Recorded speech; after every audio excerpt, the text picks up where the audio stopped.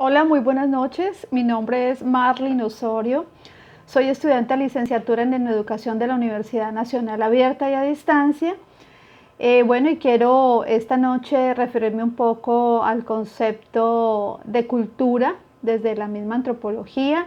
Voy a hablar un poco acerca de la diferencia que existe entre cultura y sociedad y el significado de algunos conceptos, como por ejemplo enculturación, relativismo cultural y lo que significa el etnocentrismo, bueno, entre otras cosas. Comencemos entonces por hablar un poquito acerca del concepto de cultura. Bueno, hablar del concepto de cultura, digamos que no es muy fácil, pues porque se tienen diferentes conceptos de la misma antropología, pero digamos que como un concepto general podríamos decir que la cultura es todo lo que nos caracteriza, ¿sí? Como por ejemplo nuestros conocimientos, nuestras creencias, la moral, la religión, nuestros hábitos de vida, digamos de una u otra manera, esas capacidades que adquirimos para hacer parte de una sociedad.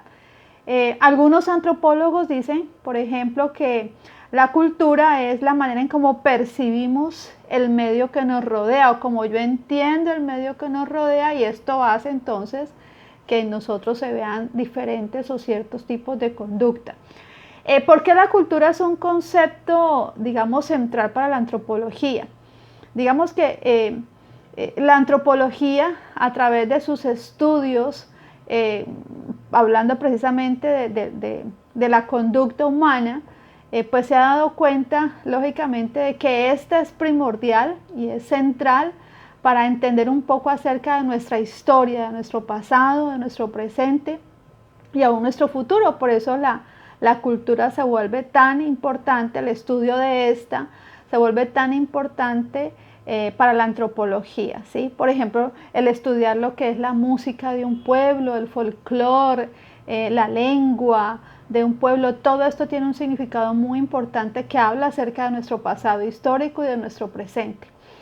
Como tercera medida, ¿cómo se ha transformado el concepto de cultura según los teóricos de la antropología? Bueno, en un principio podríamos decir que se hablaba de cultura en un sentido materialista y luego esto se fue transformando en un sentido mentalista. Materialista, ¿qué quería decir? Que era, digamos que la conducta se caracterizaba de la especie humana, era porque esta era aprendida y enseñada de una generación a otra, de un individuo a otro. Pues lógicamente por las cosas que se tenían, a veces incluso por las cosas que poseían, era que se definía una cultura. Cuando hablamos del grupo mentalista se refiere a que el significado de cultura para el mentalista es que sencillamente nosotros lo que tenemos es una abstracción de la cultura, pero no es un total de lo que realmente fue la cultura en un inicio, por eso se habla de mentalista, ¿sí? ¿Cuál es la diferencia entre cultura y sociedad? Bueno, la cultura en sí es un modo de vida y la sociedad son los individuos que viven este modo de vida. Vamos a mirar entonces cuál es la definición de los conceptos de enculturación, de relativismo cultural y de etnocentrismo. Bueno, enculturación es precisamente todo aquello que los seres humanos aprendimos aún desde antes de nacer, que nos enseñaron nuestros padres y nos prepararon desde muy niños para luego hacer parte de una sociedad y socializar esas enseñanzas con el medio que nos rodea.